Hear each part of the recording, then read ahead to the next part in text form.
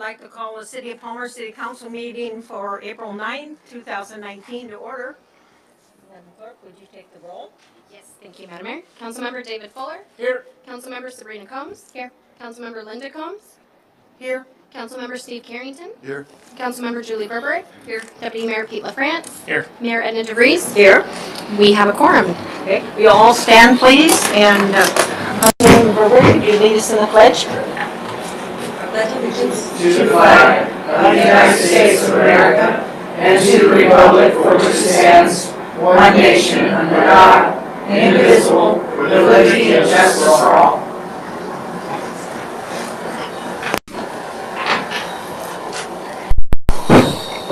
The first item on the agenda is the approval of the agenda, including the approval of the consent agenda, which consists of introduction of ordinance number 19-004, amending Palmer Municipal Code, Chapter 5.28, pertaining to roving vendors and retitling it to itinerant vendors.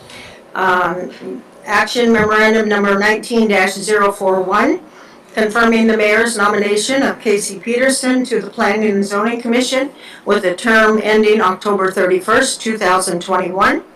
Approval of the minutes of our previous meetings on March 12th and March 26th. What's the wishes of the council regarding the agenda? Move to approve. Second. Okay, it's been moved and seconded that we approve the agenda. Is there questions, discussions, amendments? Seeing none, all those in favor of the approval of the agenda, please say yes. Yes. Those opposed say no. The yeses have it, and our agenda has been approved. The next item on our agenda is the appearance and communications request. And we have, first of all, we have a presentation of our proclamation to the Palmer High School esports team for their achievement in competing in the 2018 Fall Overreach National Championship in Invitational.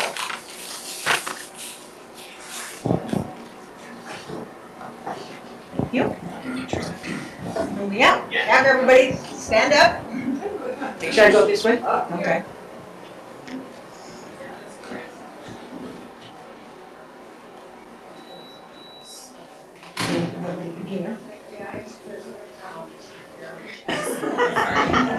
I don't know sign language.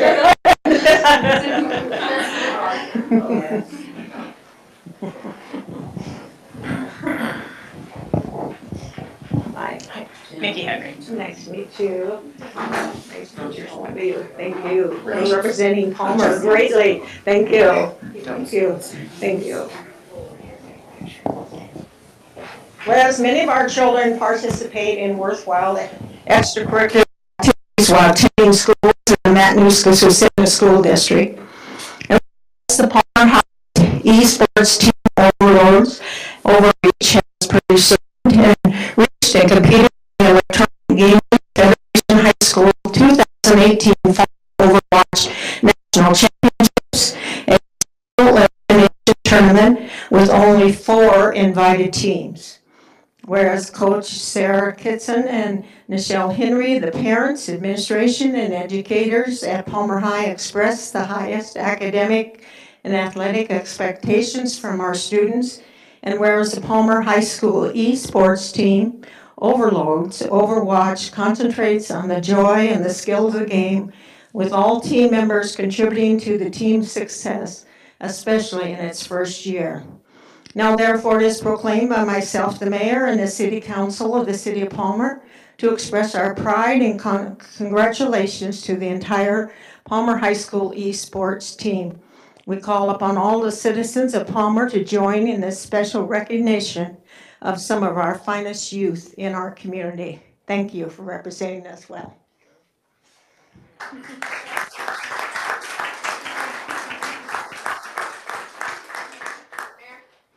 What? Oh. Ready? 1, 2. Thank you so much.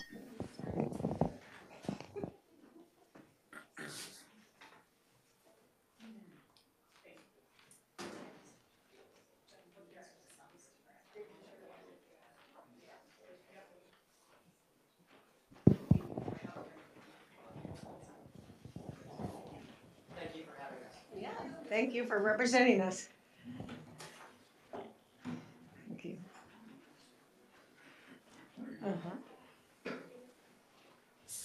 Rabbi, you want to come up?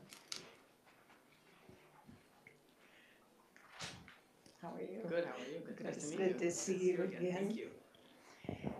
This is a proclamation honoring Education and Sharing Day for 2019.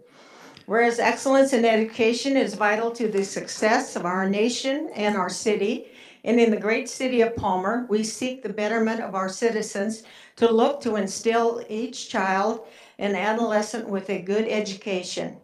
And whereas one shining example of all people of what education ought to do has been provided by Rami, right? Yes. And I'll let you. Rabbi Menachem Schneerson. No, I didn't try that. A global spiritual leader who had dedicated his life to the betterment of mankind. A tireless advocate for youth around the world, Rabbi emphasized the importance of education and good character and instilled the hope for a brighter future into the lives of countless people in America and across the globe. Whereas the rabbi taught that education in general should not be just limited to the acquisition of knowledge and preparation for a career or in commonplace to make a better living, we must think in terms of a better life for our society as a whole. And whereas the education system must also focus on building character by emphasizing the cultivation of universal moral and ethical values that are the bedrock of our society from the dawn of civilization when they were known as the 7 Noahide codes, which have been often cited as a guarantee of fundamental human rights. And whereas the character of our young people is strengthening by serving a cause greater than themselves and by the anchor of virtues, including courage and compassion. By instilling a spirit of service in our children, we create a more optimistic future for them and for our city. Now, therefore, it is proclaimed by the mayor and the city council of the city of Palmer to declare Tuesday, April 16th, 2019 as Education and Sharing Day in the city of Palmer, and call upon all government officials, educators, volunteers, and citizens to reach out to the young people and work to create a better and brighter and more hopeful future for all. Thank you. Thank you very much. Take a picture of that? Take a picture together? Oh, sure.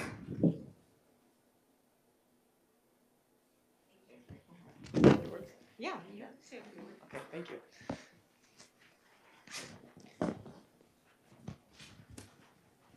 Thank you very much, Mayor, and thank you for the City Council. And thank you for doing this, including Palmer again, in this great American tradition for over 4 decades. In a world so rife with divisiveness, it's important to be able to come together on issues that we all could agree on, most crucial for the betterment of our universe. Education Day honors and recognizes the work and vision of the greatest Jewish leader of the 20th century, Rabbi Menachem Schneerson, universally known as the Rebbe, a Hebrew word for a spiritual guide. But the Rebbe wasn't only a Jewish leader. He served as the world's moral consciousness during a time period of global social change. He urged that greater attention be given to the 7 universal laws given to Noah following the Great Flood, which until today serve as a universal bedrock of legal and moral code. To understand that these laws are not just ways for governments to control population and for the citizens to escape punishment, but to a brighter, more elevated society. As a leader, the Rebbe had an unparalleled ability to focus on the needs of an individual, even while dealing with issues of global proportion. The Rebbe taught that we all carry a responsibility to better the lives of others, and that we have the potential, through large and small acts of goodness and kindness, to effect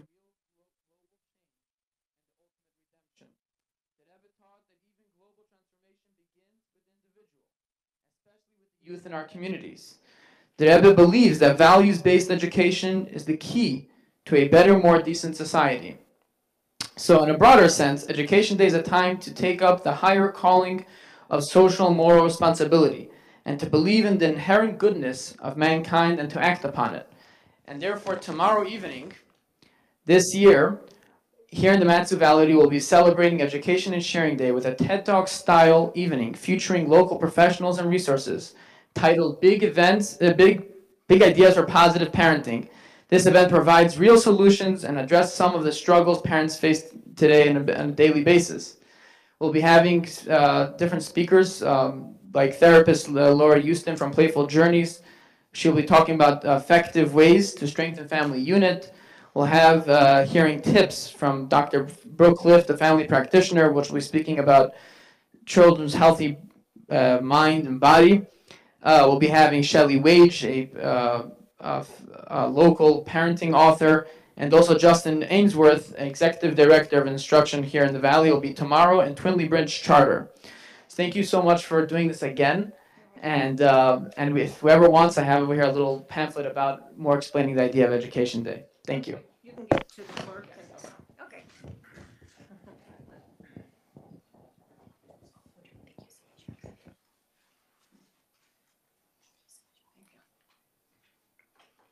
The next item on our agenda is the city manager's report. Sir, go ahead. Thank you, Madam Mayor. So you actually have a written report tonight, one page, so I didn't keep this too late tonight. But the first piece is the police department, the monthly stats. There's no significant, actually there's really no change between the statistics. There's no anomalies that I've seen. So again, I didn't put those in the report. But the one thing I would like to note is now that the weather is cleared up and allows us to get out of our cars more often, our foot patrol has resumed in the city. And that generally runs from spring through the fall, and then when it's no longer, the foot traffic isn't necessary or required because of the crowds, then we go back to the normal patrols. We have considered doing a bike patrol this year, still in the works, but not sure that's something that's small as our city is that's going to give us bang for our bucks. Public Works, you can see the first couple there, stormwater system thawing, that's pretty much done. Pothole filling is ongoing. However, the ground is still pretty solid once you get below the inch or two, so we can't grade the roads just yet. Plus, we still have our snow equipment on, just in case we get one more or two more snows. But we are filling the holes we can on at least the paved roads to get those potholes from growing. We're also preparing for our projects this summer, which also includes purchasing paint that wasn't listed there. So our main projects, so the parking lot for this building, the safety upgrades for the airport, and then some road work. The last piece is not on this on the note is I can't even read my handwriting. So give me a second while I decipher it in my head. Oh, the street sweeper. There you go. It looks like state offices. So the street sweeper. We received the rental street sweeper, and our vehicle is now back up. The issue we do have is in the morning because it freezes at night. Those trucks have water, so we have to. We don't bring them out until it gets to a point where it won't freeze the nozzles. But tomorrow morning we're anticipating to be a little warmer. We're gonna keep them inside tonight, and you should see those if you're up bright and early downtown. You should see those downtown. Please give them some right away, but they will be up and about in the subdivisions here shortly.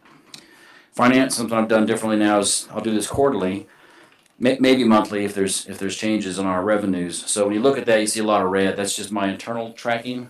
Don't get worried just yet. If we have a lot of red 6 months from now at the mid-year point, then there's some reason to be concerned. But again, the red is based on what we anticipate that we'll have for that month. So it's not a hard number, but we try to get close to that number. So March is not complete because we haven't received all our sales tax for March, and that remittance isn't due until the end of April. So there is more funding that will be revenues that will come in for March, but I'll give you a sense on where we stand. When you compare it to last year, our actual revenue is higher than last year, but if you remember, we forecasted a higher revenue, so it makes each month higher than last year. So if you look at the base numbers, we have $100,000 more in one area than we did last year, but we expected to have more this year, so it's in the red. But overall, we're still looking pretty good. From community development, a lot of good things are happening as always. But construction for Alaska Airframes Alaska, it began this month. They're working on their consolidation. They tore down part of that building that they purchased, and they're going to consolidate in a 10,000 square foot office for their new home office, and then they'll continue to work on the rest of the building as time goes on. They don't plan to occupy that whole thing right off. There's some tenants in there that are going to allow to remain there for a couple of years. The airport construction season has started. 1.2 million in valuation for leases, for buildings on our leases that we've approved over the last couple of months. So that's moving forward. And the FAA also has a project that they're funding for our building to improve the front with ADA accessible to that side of the building. So that's good news. Palmer Golf Course, I said before, opened. I think they're going to have 18 holes by the end of this week. It'll still be walking only. The deck is off, and we are in the process of purchasing materials to replace that deck, as that was a capital project for this year. Other than that, you can see the radio interviews. And then again, as a reminder, you probably keep saying, why am I keep telling you this? But I plan to be gone for 30 days, which is the longest I've ever been outside the city. So there's no surprises. My intent is to appoint Chief Kettling as my stand-in for that month, rather than bounce around between the different directors. He has my full faith and confidence, and I hope he has yours as well. But if something does happen that he has to pull himself away for a police crisis, then we have three other directors that are able to stand up behind him if needed. So that's what we're looking at for May. And we'll be back after Memorial Day. Unless there's any questions, that's all I've got tonight. Any questions, comments on the city manager's report? Either anything he said or anything of interest that you have some questions about? Okay, I guess not, sir. Alrighty, Madam Clerk, your report. Thank you, Madam Mayor. I have my written report in the packet tonight. I won't highlight anything that's already in there specifically, but do want to let you know that you will be seeing in the written reports the upcoming election dates. So look in my report for those of any election information. And if you have anything that you do want to see that you feel is important to have in the packet, let me know. I'll add it to my report. Couple of things that aren't in here. The events, we have the helipad sign unveiling and dedication on April 30th. Please let me know, or Kama know, if you plan on attending that. The Palmer Junior Middle School graduation, and that is May 22nd. And then the BP Teacher of Excellence Award event, that will be going out by email to you, so you'll have more information coming up soon on that one. And then also you may have received in the mail a personal postcard regarding the Palmer Community Foundation event. Yes, event. I'm just gonna say event. It's a celebration. But that also will be going out to you by email, so if you get this card in the mail, this is going out to you by email tomorrow. So let me know those 4 items if you plan on attending, and we'll get that on the event list. Anyone have any questions or comments to the city clerk? Okay, all right, thank you. Alrighty, the next up is my report. You do have a written report, and as the clerk mentioned, there's a number of new things that have been, of course, added. I think right now, Palmer High School graduation was always the second Tuesday in May, which conflicts with our city council meeting. And I think one person has said that they are gonna. Okay, all right. And this year they have asked me to sit on the stage, and so I just wanted to check to see if we were gonna have enough for a quorum that night if I was not here. So is anybody else going to plan on going to that graduation? Everybody's gonna be here? Okay, alrighty, so that's not a problem then. And on the BP Teacher of Excellence, I noticed they're not having a local one. It is all going to be in Anchorage, and so, but the clerk will send you that information, but it's going to be in Anchorage for Matsu and Kenai and Anchorage, so yeah, and it's on a Wednesday evening also, so, but you know, just let the clerk know if you plan on going and attending that. So I think those are the latest things, events that are happening and that kind of thing. Anybody have any questions, comments or anything? Yes. I would have an addition, May 1st at Maple Springs on Seward Meridian. will be the grand opening with ribbon cutting. And some honoring of the fact that May is Older Americans Month. Okay. So they're still planning on having that. And I do plan on going to that as well. So the one for the Palmer isn't until in the fall, hopefully September. So then on the,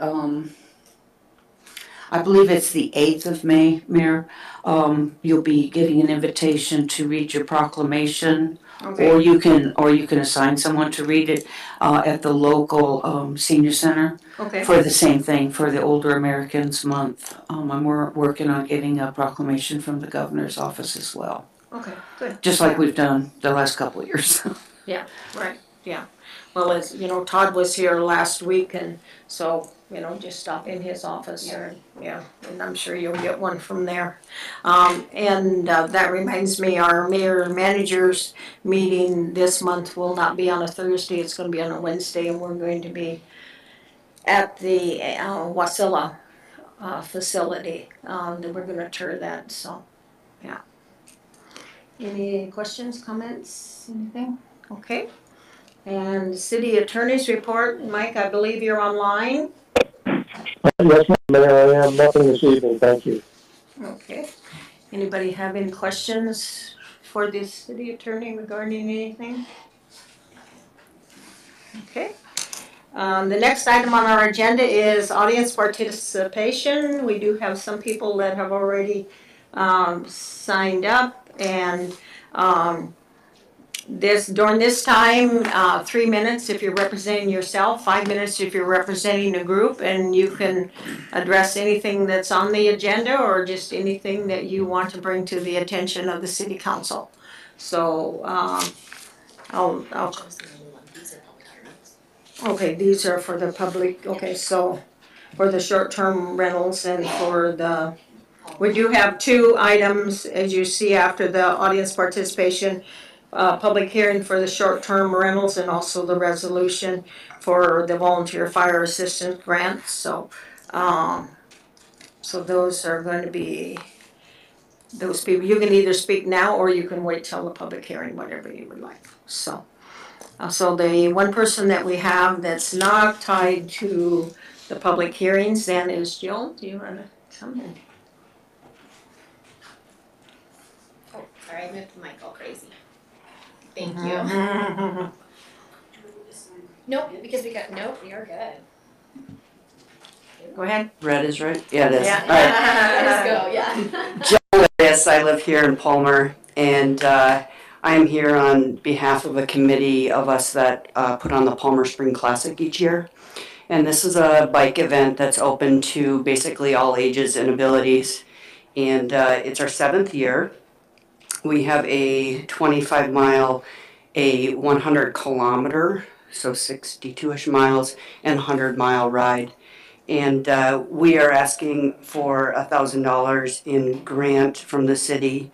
The 9 of us are working on pre-registration sorts of things, course marking, as well as safety things and aid stations for all of these events. And we're starting at Vagabond, which is the same place we've started each year for the last 6 years. For the first time, we're going to end in the quad behind the ale house, because we thought that might be a nice community place to end. And I guess the biggest thing is just that we're promoting safety and cycling in town. We have historically been able to draw a fair number of folks that are outside of the Palmer and Wasilla area. And last year we had over 60 participants that have come in. So the hope is that we're also bringing in people into Palmer and supporting our local businesses. So I want to say thank you for considering our application. Good. Thank you. Thank you for hosting the event and working so hard on it. Appreciate that. Anyone else that would like to come forth and testify? Oh, I'll just fill it out for him. okay. Mike, I'll just fill out the information for you, so don't worry about filling it out. I got it right down here for you. You got your personal secretary now, see? Get used to it. Thank you for this opportunity to speak to the council. Two parts. One, I thought of waiting until the public hearing dealing with short-term rentals, but I have two comments to make. One, I think reading over the recommendation for the change, it seems to be an appropriate one. And I want to thank whoever it was that was eagle-eyed enough to catch it all, or there may be a number of eyes that looked at it and said, you know, this really needs to be changed.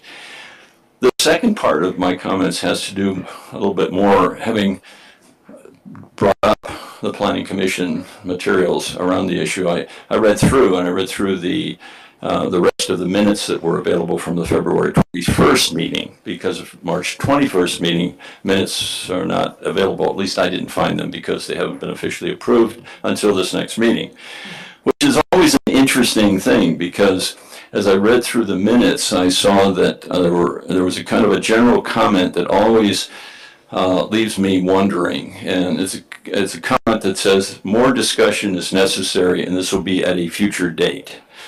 And the intent, I think, of that part of the minutes was to look at other aspects of residential housing within commercial areas. And I've spoken to this before because I'm still trying to get my mind around how it is that we were at the point we are where short-term rentals and accessory dwelling units are so apart in their being available for individuals who live in the city. And I'm still struggling to understand, trying to find a rationale about why one is okay and the other one is not okay yet. And I understand there's work being done on that. But that brings me back to the comment in the minutes. I'm saying I think I'd feel more encouraged if I saw that there was some greater specificity about when this was going to come up. And I know it's an interesting issue, so I finished by saying I encourage the council to give the Planning Commission, Mr. Hansen, and anyone else all the resources necessary so they can be very specific about the steps being taken in doing that work. Thank you. Thank you. Anyone else that would like to testify before the city council? Yeah, Lee?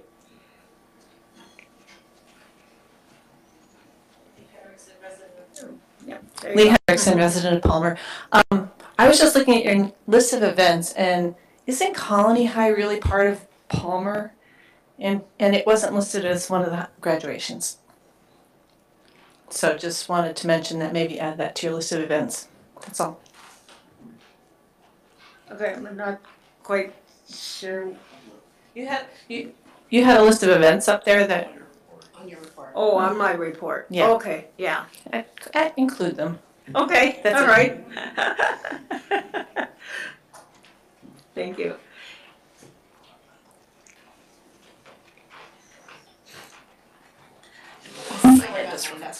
Oh, okay. So just some audience participation. My name's Stephanie Allen. I'm the Executive Director for United Way of Mat-Su, and I'm also a member of the Parks and Rec Board for the City of Palmer. Just wanted to report some success in being able to secure some funds for some lighting improvements for Amusement Park. When we had our joint meeting between the Parks and Rec Board and the City Council, I was able to speak to this lighting project that we have an idea of through Thrive and United Way of Mat-Su. It's come to us many times through the community that it's a place that, you know, oftentimes has vandalism and families don't feel safe there, kids don't feel safe there all the time, and lighting has been a deterrent. There's also some drug use and drug trafficking happening there, anecdotally, that has come to our knowledge. And so we, through Thrive, had been talking about some park beautification, not only with Amusement Park, but Wonderland Park and Newcomb Park as well, where these types of activities are happening, and really through the lens of how do we build like a really healthy community that fosters healthy youth development and making places safe and fun and available for all. And so through Thrive, we had secured $9,000 through Palmer Rotary. Palmer Rotary also had prioritized Amusement Park and wanted to make some improvements and secured a Rotary International District grant in the amount of $1,500. And we just recently heard from Palmer Community Foundation, which was the last source of funding and opportunity for this project, and we're successful in securing $2,500. So we've have $13,000 to move forward on the project. I know member of our staff, Nick, will be meeting with Public Works Director Chris Null on Friday and be doing some walkthroughs. We estimated that we'll be putting in 5 different light poles and lights, and also the electricity to provide that, and doing some tree clearing to help with visibility and people just kind of like hiding out in the deep woods there. So we'll be working with City Manager Wallace as well. So really excited to be able to report that and to be able to move forward on that project for Amusement Park. Good, thank you. That was good news. Anyone else that would like to come and testify to the City Council? Give us some more good news. Yes, Larry?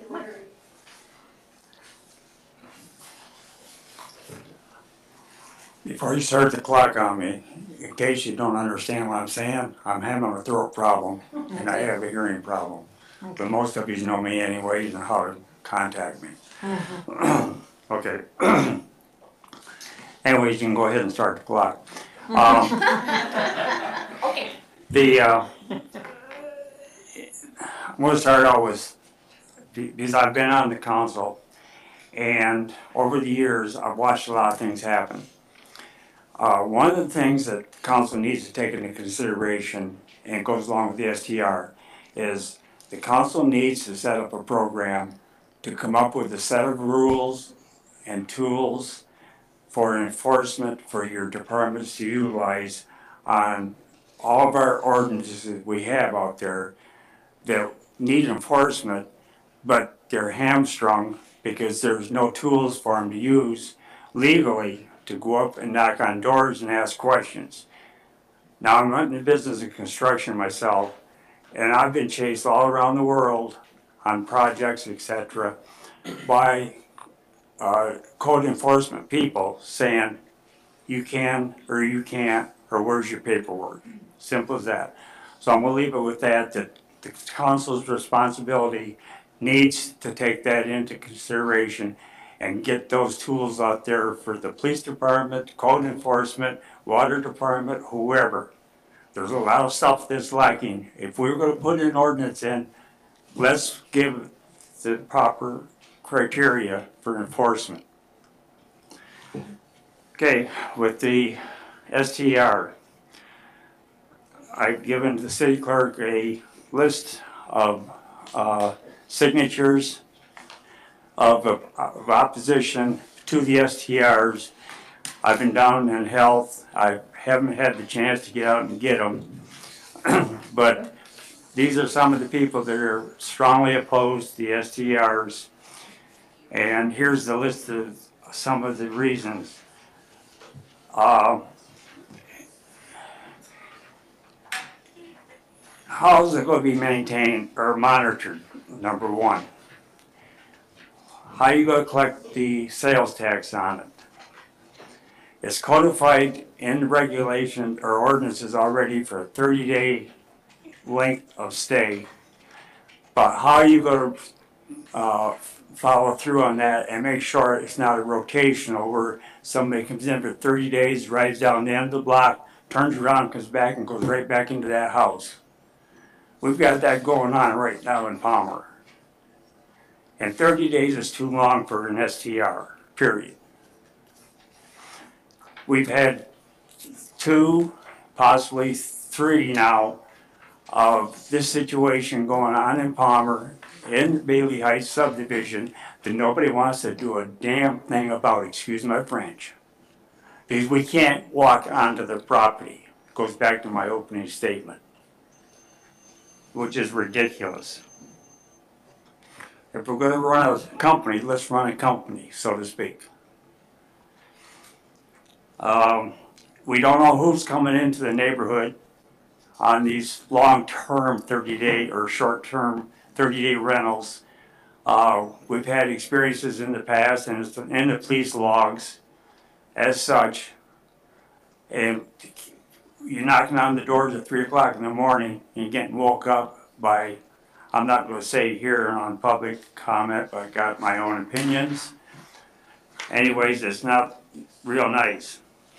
And if we can't come to a vote tonight on this issue, let's delay it and get some more information out, because a lot of people out there don't understand what's going on or haven't even heard about it. Am I walking around talking? It's not going to hurt nothing to push it off for another 30 days or whatever and publicize it instead of just in the frontiersmen and say we got a problem or we got a potential problem here. Let's talk about it. Let's get some more input.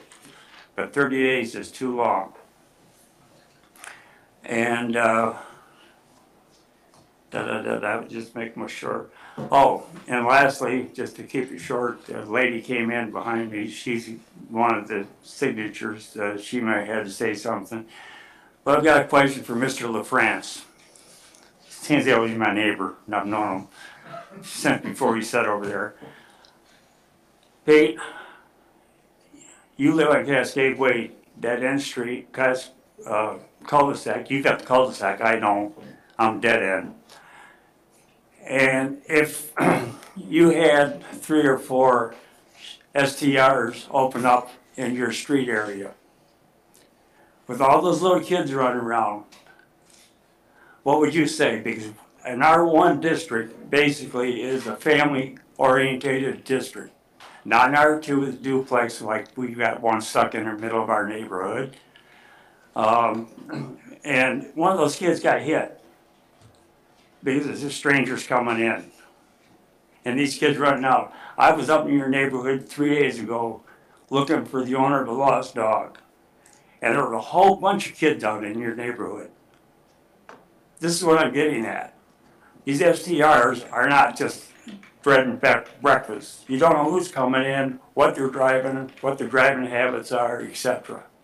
So you got a lot to think about on this little issue. It's just not a rubber stamp. So you can tell I get a little hot at times, and I'll be seeing you tomorrow for your department heads we got some traffic problems going on, and especially with all this construction coming out here. So I thank you for your time and give you some thinking time. You all know how to find me. Dead End Street, last place on the left, First Street. Thank you. Anyone else that would like to come and testify for the city council?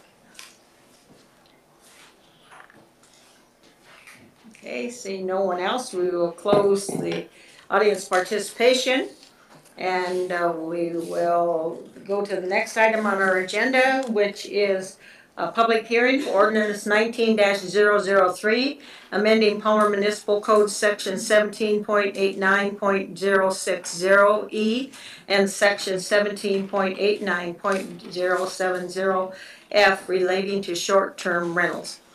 Does the council want to have a staff report before I open the public hearing? Madam Mayor, I'd request a staff report. Okay, go ahead, sir. Thank you, Madam Mayor. So several meetings back, it was requested that the portion for our STRs on specifically for R1s, be brought back to the council. So in order to do that, it had to go to P&Z for a text amendment review, and then because it was no change from what they had, they brought it back to council as originally written. So what you've got in the ordinance, the 2 sections that are amended is 060, where it puts R1 in the second line, which is on page 37 of 54, adds R1 to R1E and R2. And the second portion is for 070, where it adds CUP instead of not permitted into R1. So those are the 2 changes. Alright.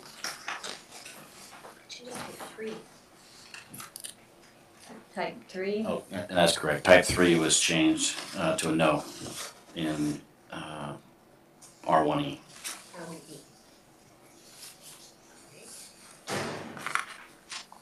It's on this. That's the changes that the P&Z made to what we currently have. Correct. That's what we currently have. Those are the changes we currently have, but those were the changes that were originally recommended the first time. That's because council changed that. Right. The council changed those, but now the recommendation from the P and Z is to change them to this. That's correct, because that was their original recommendation. Right, okay. Okay, anything else from the council before I open the public hearing? I also have a handout for the CUP standard, if anybody wants to have that. It's also in code, but it's Okay. just Deputy Mayor? I just thought it might be helpful if the manager could quickly go through the distinction between type 1, type 2, type 3, type 4, etc. Okay. Can you do that? Okay. If I could bring the community development director. I Sure. don't have that information before me, so I didn't study that part. So, thank you, Pete. Type 1 is a owner-occupied single residency that is renting a bedroom or a separate dwelling unit. Okay. Type 2 is doesn't necessarily have to be owner-occupied, but it's related to a single family, and it can only be rented out to one party at a time. A type 3 is a multifamily, not owner-occupied, that may be rented to more than one people at a time. Now, on the type 4 and type 5, there's a distinction on the size. I think I might be a little mistaken on my numbers for, well, there they are right there. Thank you. So a type 4 is a bed and breakfast homestay type, and that the distinctions between the two bed and breakfasts basically is one is owner occupied and one may be run by an owner or a manager. Okay, and then there's a size also associated with the type 4 and 5, but primarily the type 1, type 2 is, are the single family or R2 type districts, because they are they're the smallest units available. Okay. Any other questions or comments under staff report before I open the public hearing? Okay, so with that, I will open the public hearing on ordinance number 19-003, an ordinance of the Palmer City Council amending the Palmer Municipal Code section 17.89.060E and section 17.89.070F relating to short-term rentals. And we have a sign-up sheet here. Dean, you want your sign-up first? Like to come and testify, please? Thank you for letting me testify. The red light, there you go. Okay, thank you for letting me testify. State your name first. My name is Dean Phipps. I've lived in the city limits since 2010. My address is 398 North Eklutna, which is an R1 district. I was one of the people that signed the petition that Joe and Jenny Lawton sent around because I care about my neighborhood. I'm personally interested in advocating for the conditional use permit to be allowed in certain circumstances in R1. My personal interest is my home. I'm a single dad. My son graduates in the spring, hopefully. I have 5 bedrooms and 3 baths, and I thought I was going to have to leave a house that I like very much. I've planted trees, peonies. I built raised beds this year. My desire is to make the neighborhood better. I think I'm part of the solution. I think the conditional use permit allows the city to evaluate circumstances according to the particular area that's involved. I do not intend to rent rooms if I have a conditional use permit approved. I fall somewhere between type 1 and type 2 because I don't plan to rent more. I plan to rent only to one set. You rent the whole downstairs. And I really am only interested in doing it some of the time of the year to defray the cost of a mortgage. And I also have an interest because I have kids that were involved in sports. And I've made many trips to other towns and had to stay in hotels. And I think it would be a good option for somebody coming from Fairbanks or Kodiak during the wintertime to be able to stay as a family unit when they're coming to see their kids play. So the personal interest for me is there. But I also think it makes sense for the city. There were 500 Airbnb units. That's how many passed this week. They passed that milestone. It's something that a lot of people do. And right now, the city sales tax, the bed tax, everything is taken out of the fee for that. And there would be economic benefit to the city. If somebody's staying in the city limits, it's pretty natural for them to get gas and to go and frequent restaurants and frequent other places as well. I live in an area that's kind of right on the cusp. I'm not in Equestrian Acres. I'm not in a high-end residential area, but we care a lot about the neighborhood, and the people who live around me do. And so I feel a responsibility to make that work. I think the conditional use permit allows you to have the flexibility to address those kind of exceptions and still protect the areas that simply don't want it. So thank you. Thank you. Okay, Nancy?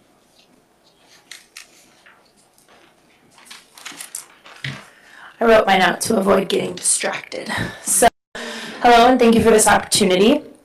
I'm Cassie Campbell, and I live within the Cedar Hills subdivision. I want to first thank the City Council for the opportunity to speak tonight in regards to the short-term rental ordinance up for discussion this evening. As said, my name is Cassie Campbell, and I'm a single person living in a 4-bedroom home located in the Cedar Hills subdivision. I purchased my home just over a year ago with a plan to rent out rooms as needed or desired through rental services such as Airbnb and VRBO. These types of rental services allow me to rent out space in my home, as I still live there, as financially needed or when my personal time allows, without having agreement. My house is designed to accommodate this type of service inside.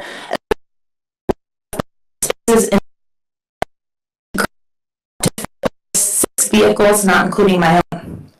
I'd like to ask the council to consider amending ordinance 19-003 by allowing R1s to be allowed to have short-term rentals under a conditional use permit.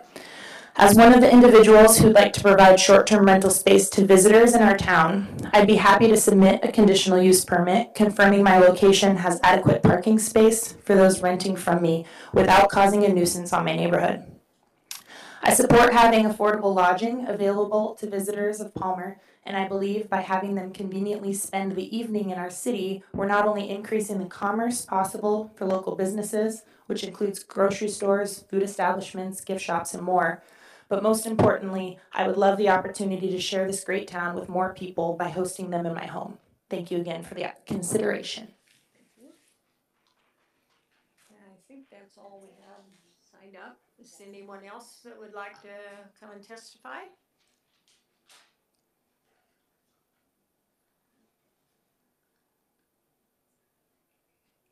Okay, anyone else?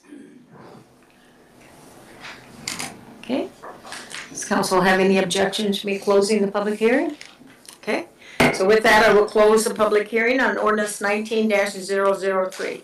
What is the wishes of the council? Move to approve. Okay. Second. Okay, it's been moved and seconded that we approve ordinance number 19-003. Discussion, amendments, questions by the council. Councilwoman Linda Combs. A couple things. First of all, only one public hearing. Is that, I think that's all we got scheduled, yeah. Okay. And I would wonder why there'd only be one when we normally do at least two. We haven't done 2 public hearings on ordinances since I've been here. Okay. You're probably very, very correct. So. But if it's the wish of the council, that can happen, Mayor. It just is one of those that's not code and that's not charter requirement. Okay. The only requirement for 2 hearings is the budget related. Mm-hmm. So it is, if it's the wish of the council, the motion can be made to hold 2, but it is not our standard to do that by code or charter. Okay. Well, then I'll speak to the motion. I wasn't able to, or I did not write down the names and addresses and numbers of absolutely everyone who's contacted me about this. Unlike Larry, good job. And the ones that I wrote down, I can't find. They're in one of the boxes for moving, and I won't even go there. So, but I do know that I feel no different, and in part because I have been contacted by others in the community. But even for myself personally, when I'm going to say it again, when I bought my home 31 years ago, I did it with every expectation that that would be under the protection of the code, and that the code was it would be a single family residence, and that I would be surrounded with folks that had the same thing. Now I understand that some things have changed within our society, but what hasn't changed is what Mr. Hill described. Not all of our subdivisions, not all of our areas are equal. They do not all have wide streets. They do not all have sidewalks. They do not all have what Ms. Campbell just described. Cedar Hills built later, got wider streets. She fortunately has parking, which is awesome. There is nothing like that on the street that I live on. The street that I live on already has on-street parking that we sort of kind of overlook because some things have changed, and I'm not against change in particular. I know that when they built that street, when they built the houses where they built them, it was unusual to ever have more than 2 vehicles. In fact, most of the time there's only 1 vehicle at the house. Things have changed. I've got a family that lives next door that they have 4 and 5 vehicles there at times. So, narrow street. I have seen my street where emergency vehicles could not pass. I cannot, in good conscience, accept anything that would then become a public safety issue. I don't understand, I guess. We discussed this and we discussed this and we discussed it. There was nothing different that was found in the meantime of the solutions or the vote that we had the last time. And that's exactly the phone calls I've been getting. Why is this coming up again? You know, the biggest thing is, like I said, City of Palmer's neighborhoods, Mr. LaFrance's, definitely got no problem, even if there's been a heavy snowfall, for a lot of vehicles to go in the cul-de-sac that he lives in. It's totally different than the streets, 1, 2, and 3 in a row in the area where I live. And I can point out at least 2 or 3 other areas that are within the city limits that are just like that. So, I'm not saying that the Airbnb thing is a bad thing. I'm not saying, but what I am saying is I felt then, I still do. I've been contacted by many of our constituents. One of their biggest concerns is what's already been brought up, and that is enforcement. You can try to protect things with the CUP. We have a bad reputation these days for lack of enforcement of what we already have on the books. That's a stain on our community that I don't really appreciate having, and I don't want to see it increase. If we keep doing these things and we don't have the enforcement, that's not a good message to be sending out about our wonderful town that is Alaska at its best. I really appreciate the folks that have come to speak. Mr. Phipps was my neighbor for many years. We still live in the same neighborhood. I just feel differently.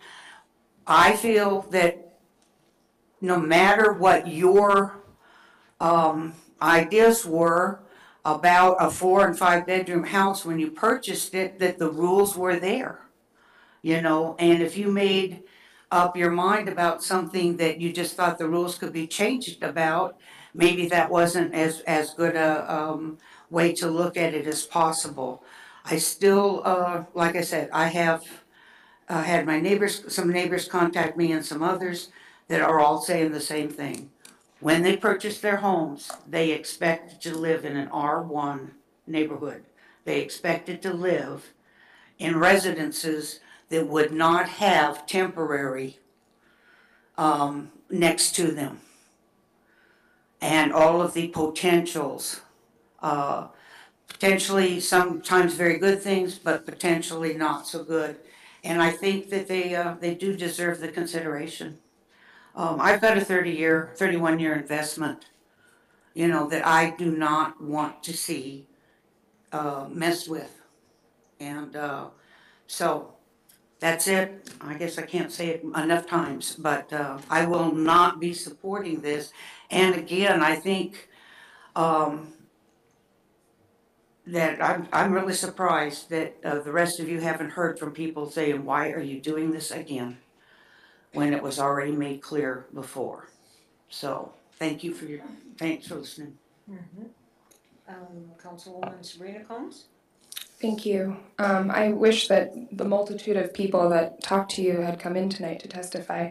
I haven't heard any of those complaints. But I would also argue that if our city is having a hard time enforcing code, that is our fault, and it shouldn't be put on our citizens that they can't do something because of our deficiency. I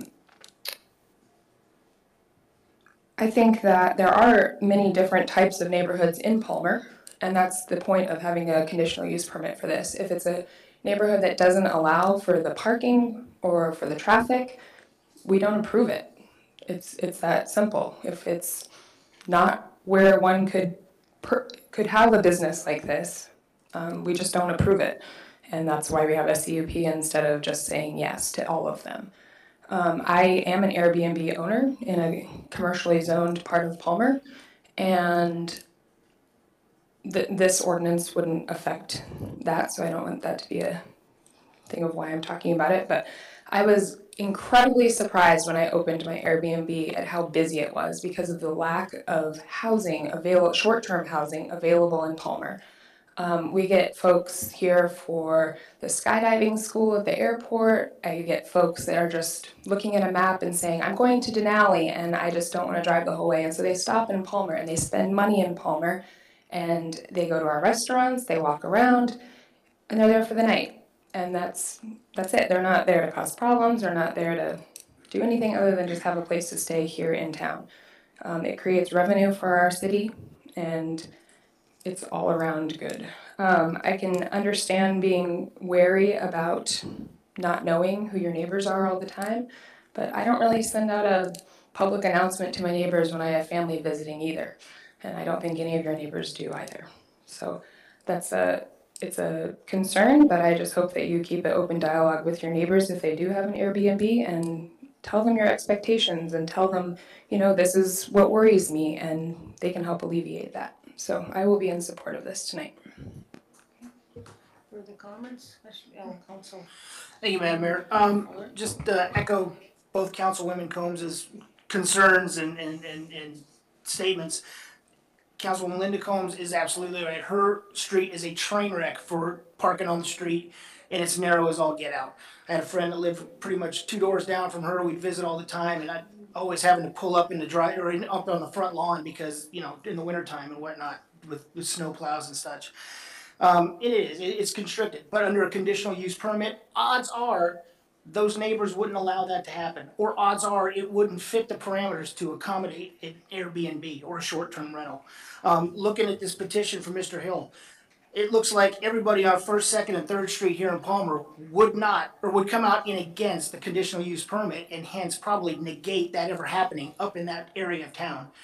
Not to mention the fact, would it fit the parameters? Dead-end streets. I've been up to Mr. LaFrancis cul-de-sac. I have friends where I drop my kids off and contribute to that child problem out there, and it is a madhouse. You're absolutely right, sir. There are kids running everywhere. And I get what you're saying, but like I said, I don't live over there, and God forbid I ever hit one of those kids. Honestly, it is a nightmare. But Ms. Sabrina Combs, Councilwoman Sabrina Combs brings up the good point of, we can't tell people what to do with their property. We can't tell people who they can and cannot rent to. And we want Palmer to be a gateway community. We want people to come to Palmer. We want people to visit Palmer. We want people to spend money in Palmer. This is a win-win situation. And if you and your neighbors don't want that one guy in the neighborhood to have an Airbnb, that's what this conditional use permit's for. It defines it, and it basically says, you know what, we as a group, our will of the majority upon the minority says we don't want it. And that's legitimate. And I think this is a good idea, because we just lost a motel up on the highway. We're not getting a new one anytime soon, and we want people to come here. They're not gonna stay in Wasilla and come here. They wanna stay here. Councilman Carrington? I had kind of a question for the clerk of, if I wanted to ask for, what would it be, asking for a second public hearing or an extension of the current one? What would be the proper thing to do? Yeah, go ahead.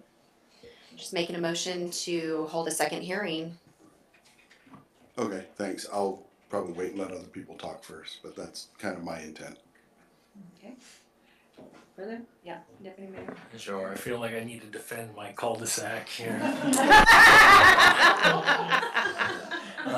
The feral kids are not mine. No.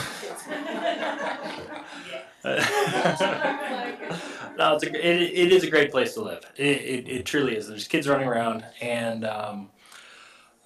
we have had some close calls with cars that I've seen coming in as it is, but it is a public street, and I think we need to accept that as a public street, and one of those realities of being a public street is that anyone can drive down it, and they might not be, going to an Airbnb. They might just be driving around, but whatever. That's the reality. So, while I truly do have concerns, certainly about issues with the kids getting hit, I think that has to be something we as a neighborhood look at, and parents deal with a little bit better than they might right now.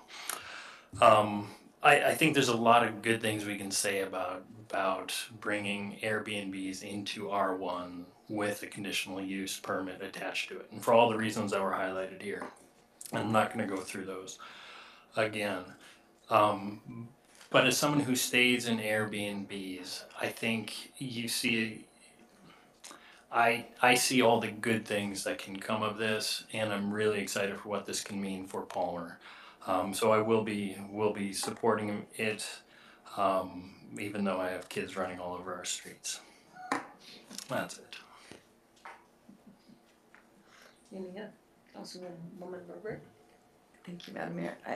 I'm kind of late to the game on this. Can somebody explain to me what the conditional use permit process is? Because you have the, or just the city manager has a pass out here. Okay, so. great. And maybe the clerk can pull it up also for, do you have one for everybody here? Yeah. And the clerk will, there you go. Clerk will put it up over on the screen too, and city managers put some more over there. And I can go ahead and read this too so that you can hear it. Did you have a further question, or can I go ahead and read this, or do you want to? Okay, and then if you have some further comments, I'll recognize you. Okay. 17.89.08 standards for a conditional use permit. In addition to the requirements of PMC 17.72.050, the following standards shall be met for a conditional use permit if required. The use shall not unreasonably interfere with or cause undue annoyance to residential uses by reason of visual appearances, bright or flashing lights, odor, noise, dust, traffic, or other negative effects. Sufficient access is provided. Conditions may be imposed by the commission with respect, and they're talking about the Planning and Zoning Commission here, with respect to location, screening, fencing, buffeting, hours of operation, traffic, landscaping, setbacks, or otherwise if necessarily reasonably to satisfy these standards. A type 1 short-term rental must be on a minimum lot size of 20,000 square feet. And then 17.72.050 You got it? Okay. In granting a conditional use permit, the commission must make the following findings. That the conditional use will preserve the value, spirit, character, and integrity of the surrounding area. That the conditional use fulfills all other requirements of this title pertaining to the conditional use in question.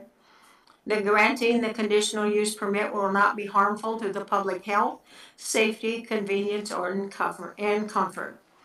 That sufficient setbacks, lot area, buffers, or other safeguards are being provided to meet the conditions. If the permit is for a public use or structure, the commission must find that the proposed use or structure is located in a manner which will maximize public benefits. Okay. Did you have further questions, Councilwoman Herbert? So, I don't see anything in here about the time frame, and he had mentioned a 30-day. Like, is there somewhere where there's a limit on how long a person can rent out their short-term rental? Where's? It's the definition of short-term rental. Short-term rental. Sorry, I lost my short-term rental. That's the chapter. 7289. Yes, that's Thank right. you. Sorry. I'll get there. I promise. Short-term rental definitions. Short-term rental. 30 consecutive days. I don't know if everybody could read that or not. Short-term rental means residential dwelling unit or units that is rented out for compensation on a temporary basis for a period of less than 30 consecutive days. Now that doesn't say if it has to be 30 days for just one person or if they have 5 different people coming in day after day for 30 days. What's the interpretation of that? Mike, do you have that pulled up? Yes, Madam Mayor, I do, and I'm looking at it right now. And Okay. it says, as you read, short-term rental is on a temporary basis for a period of less than 30 consecutive days. It doesn't really address just exactly how that would be interpreted, so it would be left to the discretion of the community development, and then if there was an appeal, then the appellate body. So that might need a little bit of additional work on clarifying its definition and how it would operate. Another question that comes up just in looking at this, and just in general, these ordinances are really dynamic, and when you look at them and propose them, they're always subject to additional analysis and interpretation and application as you examine it further or as you gain experience with its implementation. So I think these are really great questions about how does this operate. And so when you look at the definition for short-term rental on its face, it says it's rented out for compensation on a temporary basis for a period of less than 30 consecutive days. And so does that mean, it's just a little bit unclear just exactly how that would be interpreted. And I think you could interpret it in a number of different ways. Another question is, could you have a break in the day and then could the same person rent out the short-term rental for another 30 consecutive days? I think maybe that was the one question that one of people that testified, they were concerned about, somebody would rent it for 30 days, they'd be gone for 24 hours and come back and rent it for another 30 days. So I think there was some. And Councilwoman Burbach, did you have any further questions? You did. No, but I am inclined to agree with the Councilwoman Combs, Sabrina Combs, and David Fuller that I think that there is a place for short-term rentals in Palmer, and but maybe some of these little things need to be addressed as far as like really defining that 30-day thing, because that to me is a little questionable. Yeah. So, okay. Oh, yes, go ahead, sir. Madam Mayor, if I may, it was discussed last time on what that was, and the short-term rental was in contrast to a long-term rental, not to the specific property, but the actual rental, where 6 months is more a lease type operation. But the short-term rental could look like a long-term rental. If there's 6 people that rent for 30 days, then that building has then been leased short-term time 6 times, so that could potentially look like a long-term. So it wasn't clarified at that point in time. It's the same thing for the 30 days. You could have 30 different renters for 30 days, but the clock for the short-term rental is for that particular rental, not that particular building. So that was how we looked at it when it came forward. But if the council wants to clarify that further, we can Madam Mayor? work. Yeah. I'm sorry, I didn't mean to interrupt the manager. If the manager's finished, I have another comment. Okay, Councilman Fuller, can I have Mike chime Yes. in, or did you want to say something first? Okay, go ahead. We had a council person that had their light on, but they yielded to you, so go ahead, Mike. Okay, thank you.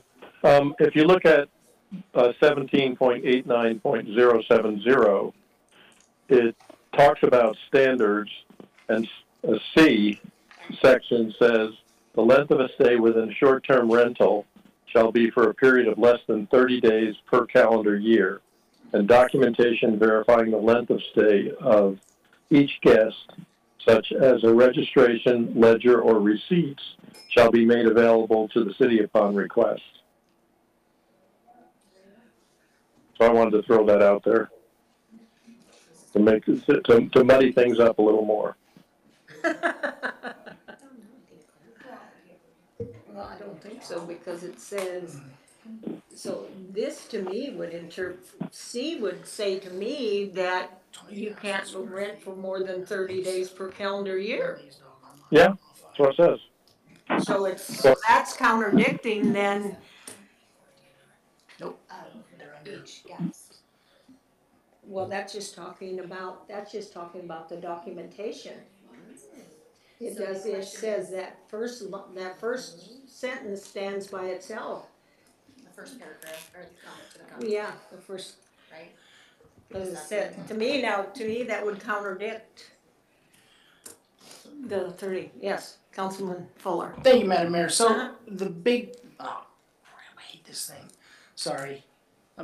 Okay, using science. Under section D, a type 1 short-term rental must be on a minimum of lot size of 20,000 square feet per the ordinance. Okay, that's 0.459 acres, almost 0.46 acres. Just about all of the R1 on the north side of town is under that. You need at least a half acre to do this thing under a conditional use permit in addition. So, I mean, right off the bat, Mr. Hill, you don't have to worry about any Airbnbs going in next to you, because none of those lots qualify. Unless they start subdividing it.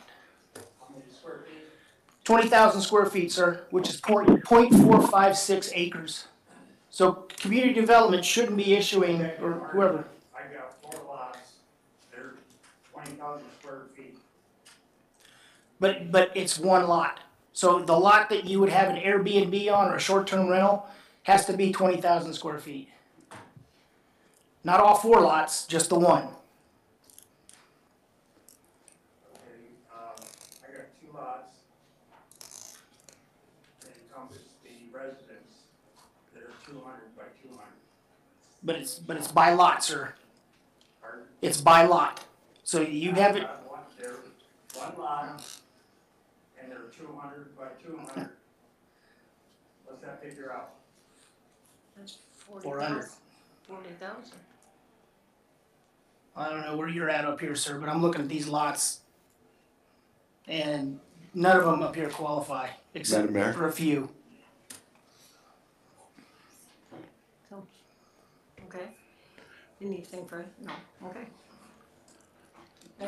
I guess I want to come back to what I was wanting to do is, I guess I would move to postpone ordinance number 19-003 to our April 23rd meeting and to set a second public hearing on that day. Okay. Is there a second to that motion? I'll second that. Okay, it's been moved and seconded. Now the discussion will just be on the amendment, not on the main motion. So the main motion, the amendment now is to postpone any action this evening on ordinance number 19-003 and hold a second public hearing on April 23rd, is that correct? And we can meet the advertisement requirements for that. Okay. Alrighty, discussion on the amendment. Councilwoman Combs? And the amendment's just strictly about having the second public hearing. Would it encompass, you found some things that don't quite match up. Do we need to address that with another amendment? Because Madam Mayor, if they I don't can match jump in up. on that. Madam Mayor, I can jump in on that. Thank you, Mike. Okay, go ahead. Go ahead, sir. Thank you, Madam Mayor, Council. I think that the two provisions that are in discussion about the 30 days can be reconciled because the typical interpretational tool that you apply to ordinance interpretation is you read the entire ordinance as a whole.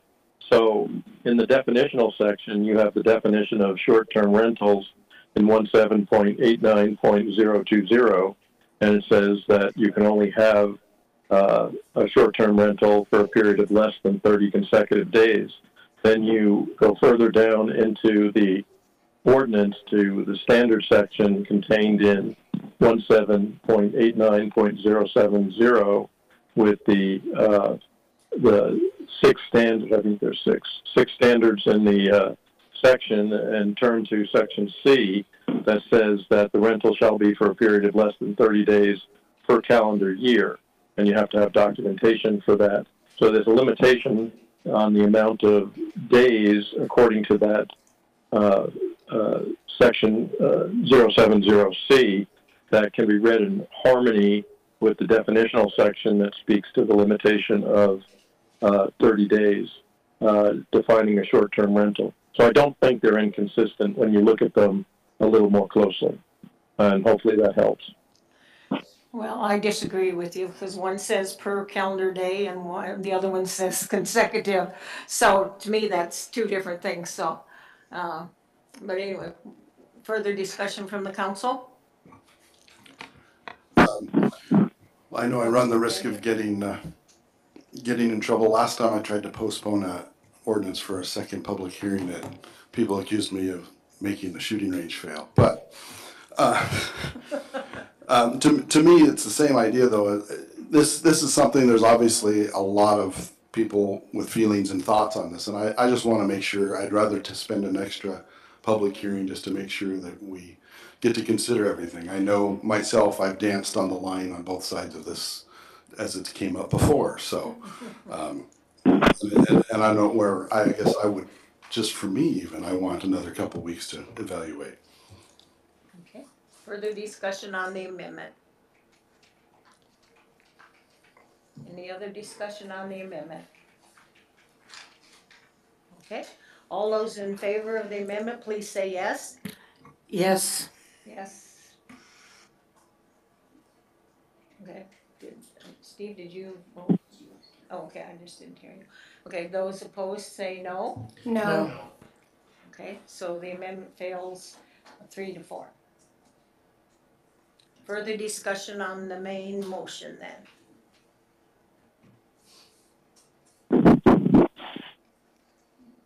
Any other questions, comments, amendments for the main motion?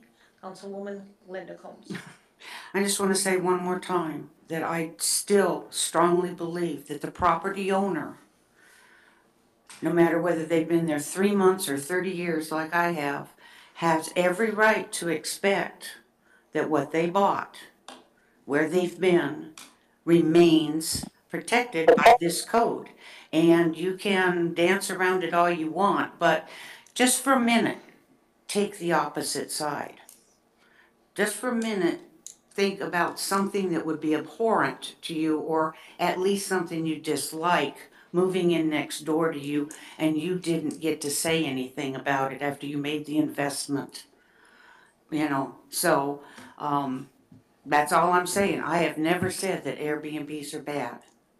I've said that I don't believe this is the right thing to do to the property owner. Thank you. Councilwoman Sabrina Combs? I would just like to point out that those citizens that would find it abhorrent would have an opportunity to speak at a conditional use permit hearing. Further discussion, comments? Well, the only thing, I'm not in favor of the ordinance, and the one thing I know from 30+ years of real estate, whenever we would sell a piece of property in Palmer, and people would say, okay, now this is not gonna have a duplex next to me, or it's not gonna be commercial, we would assure them that the city of Palmer has zoning, and that when they bought an R1, that was gonna be single family. And I think tonight we're circumventing that. And so therefore I'm not in favor of the ordinance. I think private property rights is very important, but to me, it's sort of like somebody that buys a house that's close to an airport and then they complain about the airport noise. They should have known that. And when somebody buys R1, that's what they want, is R1.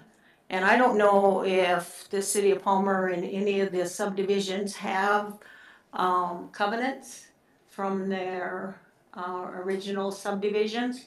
And if they do, and they say they are going to be single family, I don't know how this is going to be interpreted with that. So that could be another area that could cause some problems. Councilwoman Linda Combs? I respect Councilwoman Sabrina Combs pointing out that you would have an opportunity to go to the Planning and Zoning Commission and testify. But again, what you've done, if you pass this, is you've put in someone else's hands, whoever is seated on that Planning and Zoning Commission, you've put into their hands making a decision about your property. So going and speaking to them, yes, it's an opportunity, but there is no guarantee, which comes with the same guarantee that the mayor just spoke of. People who buy R1, people who have lived there, whether it's been a long time or a short time, have had the assurance that it is R1 without a racing track next door to it being built, or some new market or strip mall or something. You know, you've done that with that assurance, and no one else makes that decision for you. No commission, no council, no one else. So, yeah, the property owner rights, and good point about, I think there are a couple of our subdivisions that at least have made an attempt at some covenants, and Cedar Hills may very well be one of them. It was at one time. So, thank you for listening. Councilman Fuller?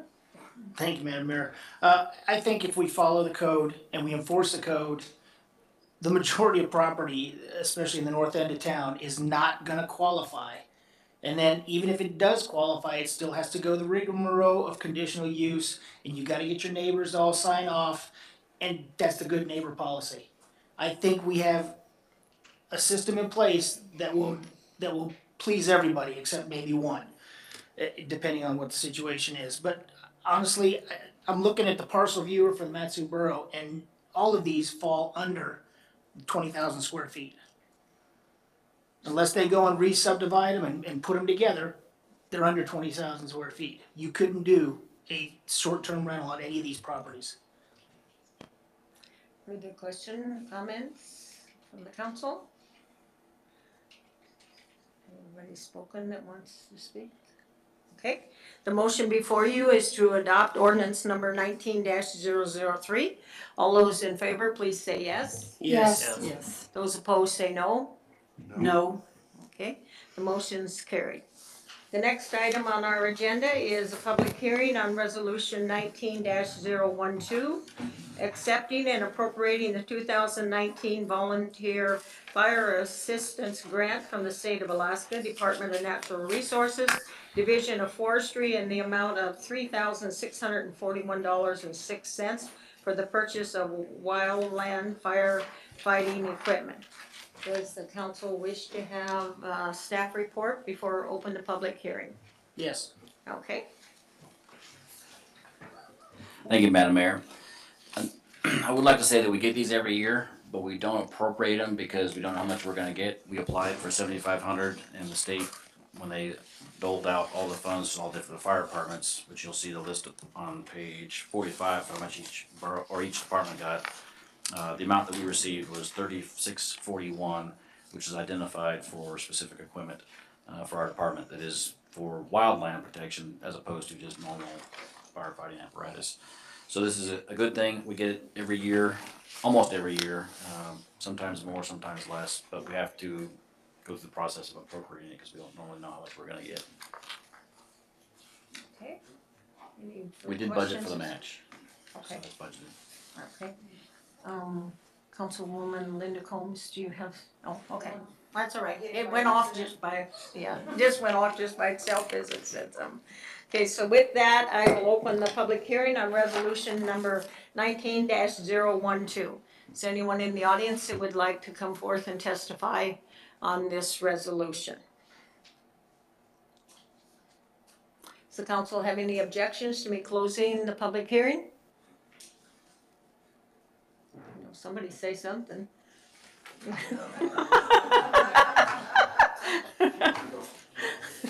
With that, I'll close the public hearing. What is the wishes of the council on resolution 19-012? Move to approve. Second. Okay. It's been moved and seconded that we approve resolution 19-012. Amendments, comments, discussion by the council. Okay. All those in favor of the resolution, please say yes. Yes. Those opposed say no. The yeses have it and the resolution has been adopted. The next item on our agenda is action memorandum number 19-042, approving a council community grant in the amount of $1,000 to the Palmer Spring Classic organizers to support the Palmer Spring Classic 2019 bike event. Does the council wish to have a report from the staff before they make a motion? Sure. Okay. Yes, please. Okay. I'd like to hear the manager's thoughts. Okay, thank you. Thank you, Madam Mayor. Not yet. Oh, okay. All right, so you need to leave the table then and leave the room. Put it on the record. Okay. Councilwoman Burrick has recused herself. So the grant for the Palmer Spring Classic, this is the first time that this has been brought to the city for support. So it's not it's a recurring event, but from my understanding, it's grown, as Dr. Valerius mentioned. Also, the location for the termination is now in the city center as opposed to uptown Palmer, which is also a good place. But the intent of the city has always been to bring events to the center of town.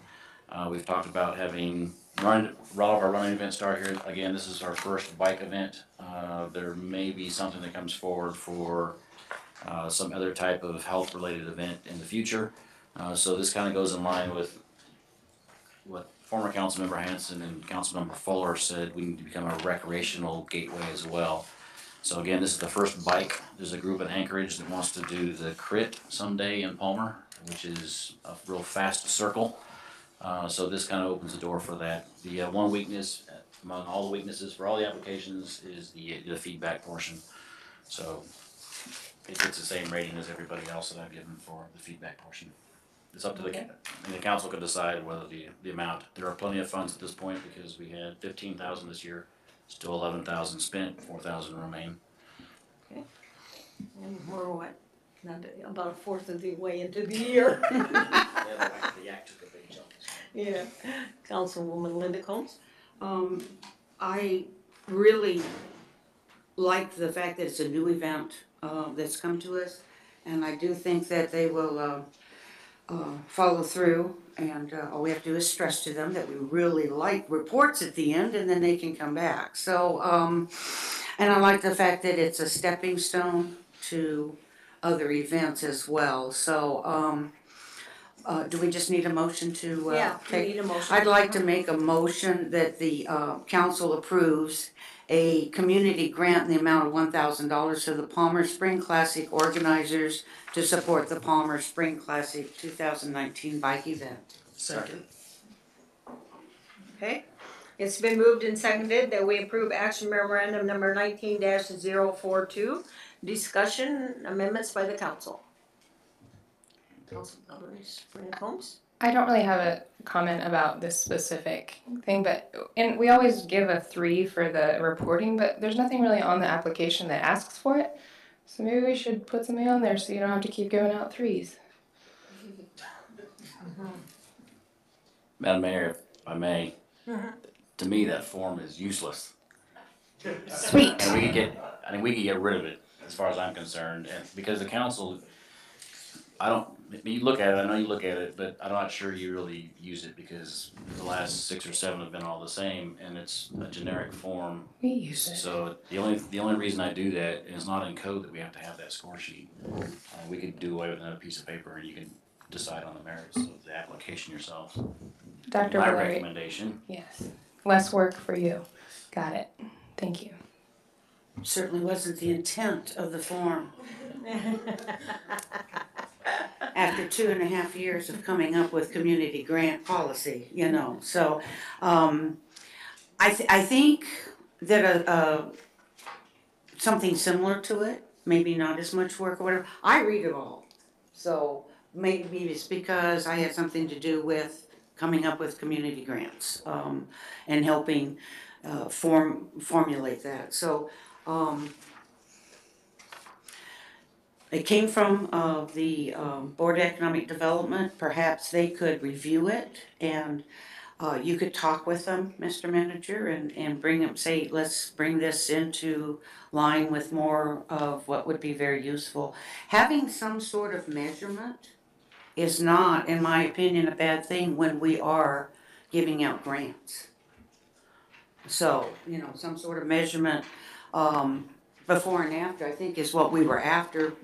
We obviously were novices at it or whatever, if you find it cumbersome or whatever. So that would be my recommendation, is maybe we could just take it back and say make it shorter, nicer, prettier. Councilman Fuller. Thank you, Madam Mayor. I agree. I think the form is good, and we need to use it as a metric, and we need to encourage those that are requesting the money to give us some feedback as to how this impact. I think it's what we're doing with it. We're developing a series of races and events and stuff that's bringing people into town.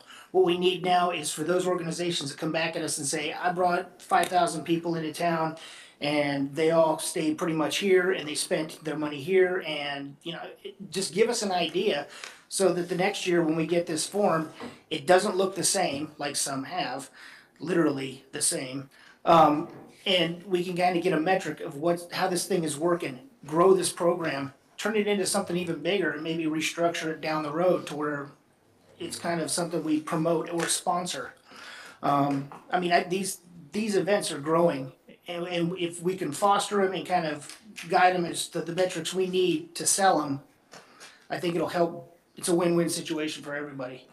But like Councilwoman Combs is saying, the city manager, a lot of these forms have been turned in year after year, word for word. So, just Further questions or comments, Councilman Carrington?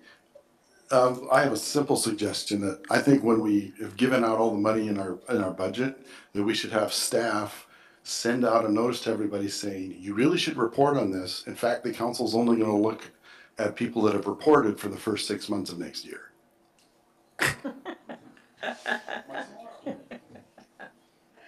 Okay, further questions, comments, amendments by the council? Okay, All of those in favor of action memorandum number 19-042, please say yes. Yes. Those opposed say no. And we have one abstention. Okay, the motion passes. Madam Clerk, the record of the items placed on the table. Thank you, Madam Mayor. We have 3 items. We have the Education and Sharing Day brochure, which I know we didn't get enough for everyone, so that will be scanned and sent out electronically. Petition from Larry Hill regarding ordinance 19003 and the Palmer Municipal Code CUP language of Palmer Municipal Code chapters 17.89, 080, and 17.72.050. Okay. The next item on our agenda is audience participation. Again, anyone is welcome to come and testify to the city council regarding anything that's on the agenda, was on the agenda. You want something on the agenda in the future, or something else? Okay, here we come. I'm still Mike Molesky. I live at 325 East Fireway. Help me out. I listened carefully. I recorded this. I could go back and listen again, I suppose. But I'm thinking, all right, we don't happen to live in R1. We live in a light commercial. And so I can see the P down there that says, okay, we can do a short-term rental. And that would be okay. But I still am not clear, and perhaps before I leave tonight, I understand, all right, can I rent to 10 different people 5 days at a time through the year, which when I do the numbers comes up to 50? Yeah, right. Or not? Yeah. And I read that, and I've had conversations, and my impression was the intention was not to limit rentals, short-term rentals, to only 30 days a year. And I'm thinking, there are people who have some experience in this area, but you would want to be able to rent longer to maximize the return on an investment. And so I think that although you passed a change with the CUP, and I think personally that seemed to be an appropriate thing to do, but left hanging is the most significant number there. Is it 30 days at a time to one person, which would constitute a short-term rental, or are we really talking about 30 days and then you have to stop? So if you have a good June, well, enjoy the rest of the year. You won't have to be dealing with anyone renting your property. Right. So thank you. Thank you.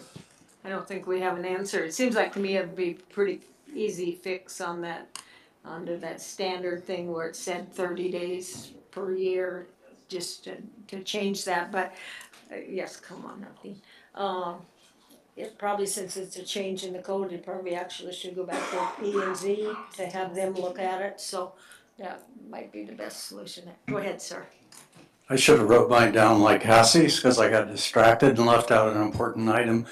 My understanding of the conditional use permit, and I'm going to address this to Linda because I share your concern about parking. My understanding is that one of the requirements is that you have a parking space on your property for each bedroom that's available for renting. And because of the conversations I've had to try to anticipate what might be required, that can't also be in the right of way. It has to be off-street. On your off-street, and it can't connect to the street or you gotta go see another guy. So that was one thing that you have to be willing to do that. And just to sort of share the confidence that you might have in community development's role in that, they even mentioned the fact that it would be better if I put it 24 inches down and put gravel on it. And if you look around in a lot of the subdivisions, and I have, a lot of people don't follow that.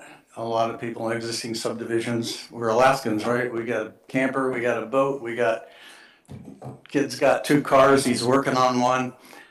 They're all over the place, and that varies by subdivision. So those are 2 things that I didn't talk about before. Also, I have a 20,000 square foot lot that my house is on, so thank you. Okay, thank you. Anyone else that would like to, Larry? I'm off of the bandwagon. Okay. Not to demean Councilman Fuller, but recently there have been quite a few abbreviated plats done versus what the borough is saying, lot size and what the city has on record up in North Palmer especially, me included. So you might be erroneous in some of the figures, which is natural, it's human error. I do the same bloody thing, excuse my French. But the rest of the issue is that some of the areas in Palmer are real narrow streets from the old homesteader days. And first and second are 30-foot wide, and they're not sloped, cut, etc. People are parking halfway into the street versus on their properties. So that's something that should be addressed too. And you know, like if you go up here behind the Tsunami Warning Center, you got a nice subdivision where the mayor's now moved to. And the city manager's coming into the old part of town. But anyways, We've got both ends covered that way. So. That's some of the things that you ought to take into consideration on this STR program. Now, for the good news is, May 3rd, 4th, and 5th, I believe, are the dates. Where 49 State Street Routers are putting on the car show again over at the Palmer Ice Arena in association with MTA.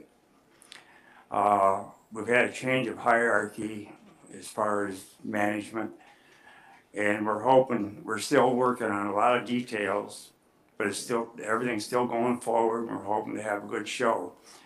The only major change this year as far as the show goes is the fact that instead of giving away free food on the barbecue went by the wayside, and we've put the word out to work with the city also, because they have the permits as the food vendor trucks to come over on and set up. Where we stand on that, I don't know. I haven't talked to John Holcomb, the president, and I picked up the user agreement because we lost the one from the meeting. I'll get that back to the city manager for that. And we're going to meet with Steve McSwain next week sometime to kind of finalize the floor plan, etc.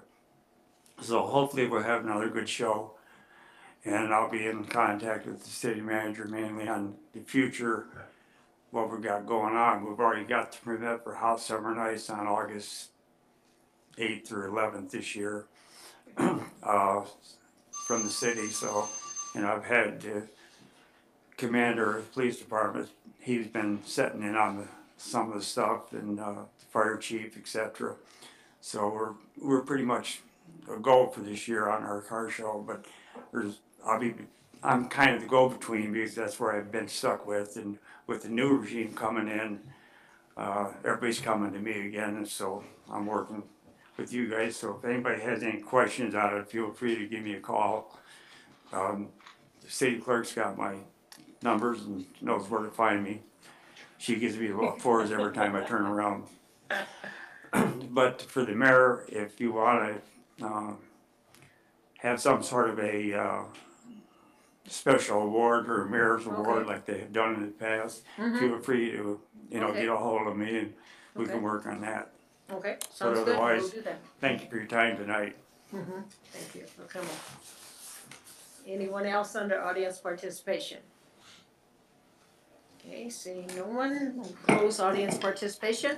The next item on our agenda is council member comments. We'll start with you, Councilwoman Burbrick. I guess I'd just like to thank the council for approval of the community grant for the Palmer Spring Classic on behalf of the my volunteer committee. I very much appreciate it. It's a really fun event, and even if you are not into cycling or think that riding your bike 25 miles or 65 miles or 100 miles would be a good time, we're always looking for volunteers if anybody wants to volunteer. And on the short-term rental I do want to believe in the process that we have set up with the conditional use permit, and I think that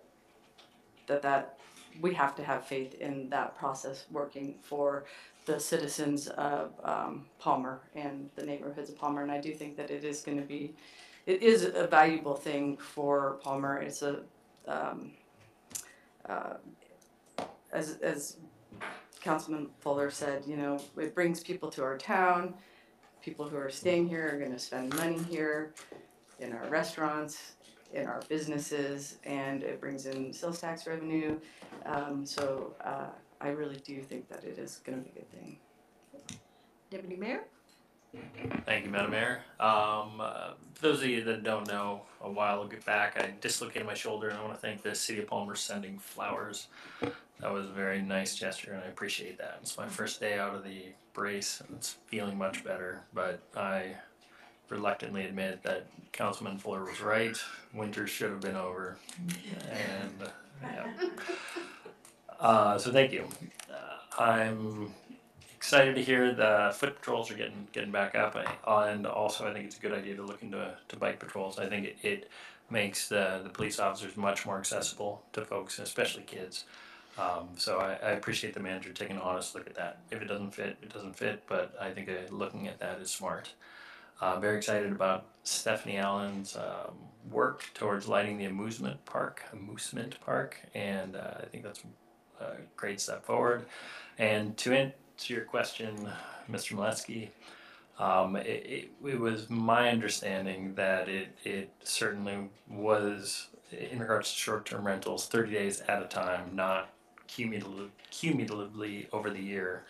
And if that's not clear in code, I think we should clear that up, but maybe the attorney can speak with the manager about that.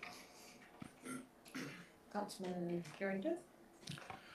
Well, I've known that our joint meetings are a good thing, but I was really encouraged when Stephanie came and reported that, you know, out of that meeting, they've been working on the lighting projects and got some money for lighting. That's very encouraging.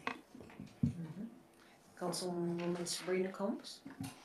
I just today got a message from a couple citizens thanking the Palmer Police Department for their patrol of the amusement park. So I was really excited to hear from Stephanie tonight that those changes are happening. Over 200 people ran in the Happy Run last night, and there were several comments from folks that were out running and walking of how happy they were that the streets had been swept. So thank you so much to Public Works. It looked great out there.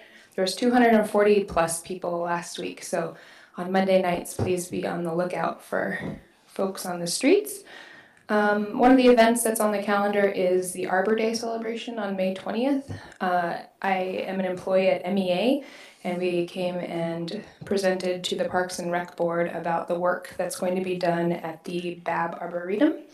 And I'm happy to report that our clearing department is taking on the week prior to Arbor Day to clean up the Arboretum and do some good work in there. They're partnering with the FFA and horticulture class up at Palmer High School, as well as some other local groups like Pioneer Grange to get it all cleaned up. And then there will be a celebration that the mayor will read a proclamation at on the 20th. So very exciting, and we're happy to be able to do that. Thank you. Councilman Fuller?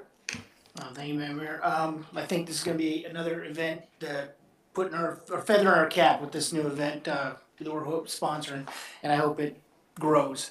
I'd love to see the route.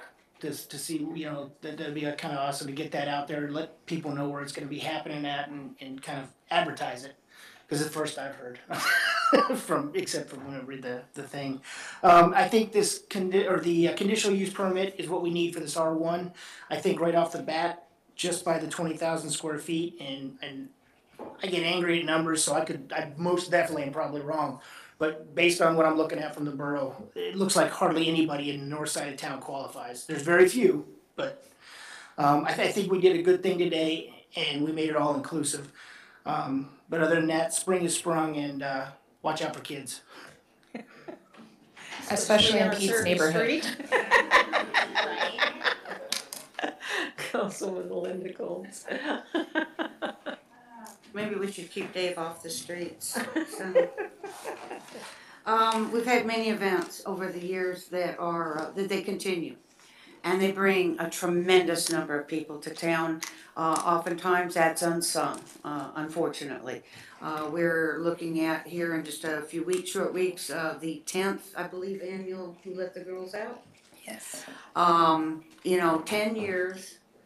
There's one group of women that come from Fairbanks every single year. They stay here, they eat here, they party here, and they shop here. So another long-term, and Larry can correct me, I think we're at least at 5 years, if not more, on the largest indoor car show in the state of Alaska. I can remember when they came to this council and asked permission to be able to hold it at the MTA Event Center.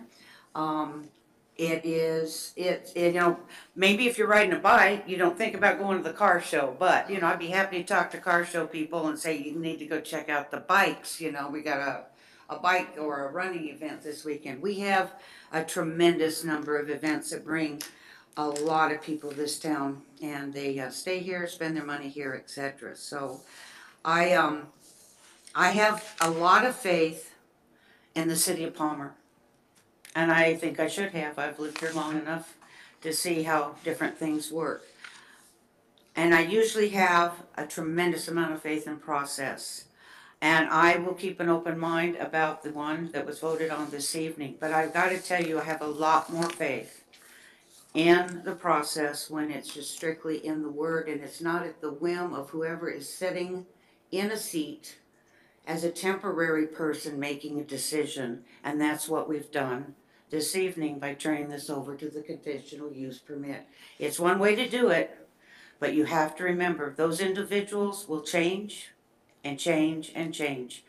And that does not give a stable or a stability that I feel real comfortable with, not only as a property owner, but as one that has encouraged folks to live here as well. So that's just one thing I'd be careful of. But in the meantime, yes, I'll keep an open mind about it. Thank you. Okay. When Stephanie talked about the lighting, did she say anything about if they had contacted the MEA Foundation to be a part of that? I didn't hear that in the part. Did you hear? They have not. Okay. But I can tell her to do so, because that's more money.